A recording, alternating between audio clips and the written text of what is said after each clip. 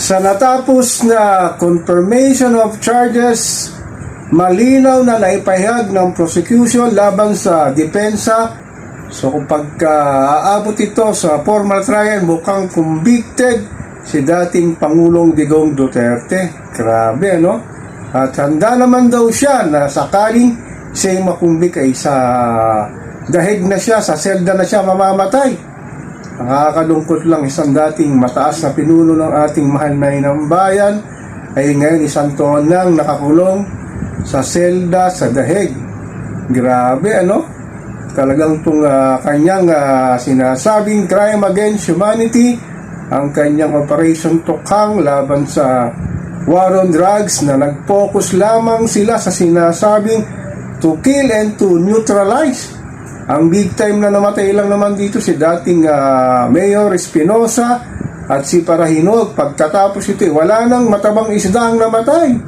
Lumalabas tuloy na war on poor lang ang nangyari dahil mga ordinaryong nasa laylayan ng drug addict, drug user ang namatay. Nangyaring kaharasan sa kanyang termino sa loob ng 6 na taon. Grabe, ano, talagang hindi talaga siya humarap eh. Sabi nga nila, kung humarap ito talagang baka magmumurat, aminin niya na ikulong na lang siya, sabihin niya na liable siya sa mga nangyaring extrajudicial killings ang kanyang termino laban sa sinasabing Dragon War na puro mahihirap lamang namatay sa sinasabing Operation Tukhang sa pamumuno ni Bato de la Rosa, ang kanyang special aid na si Senador Bongo.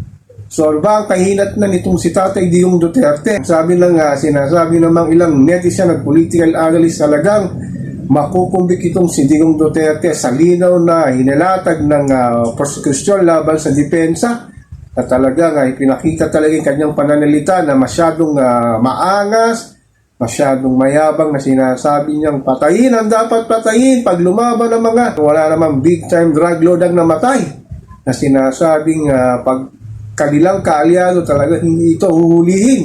Ito lamang mga ordinaryong tao sa sinasabing nagkaroon lamang ng collateral damage sa pagkakataon nasa wrong place sila at the wrong time na inabutan sila ng mga kapulisan na sinasabing meron pang reward system pag nakapatay ka ng drug addict, drug user. Kaya grabe ang sinasabing extrajudicial killing ng kanyang panahon na sinasabing puro lamang mahihirap ang namatay at hindi kasama ang mga big time drug lord na sinasabing inituturo nga noong panahon ng kanyang panunungkulan.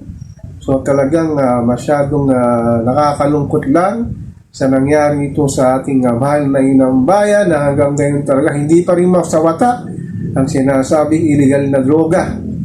So ako po si Papa Ken, patuloy po akong magmimiron, magmamatya dito sa pang-araw-araw nating buhay at kaganapan dito sa ating mahal na inang bayan.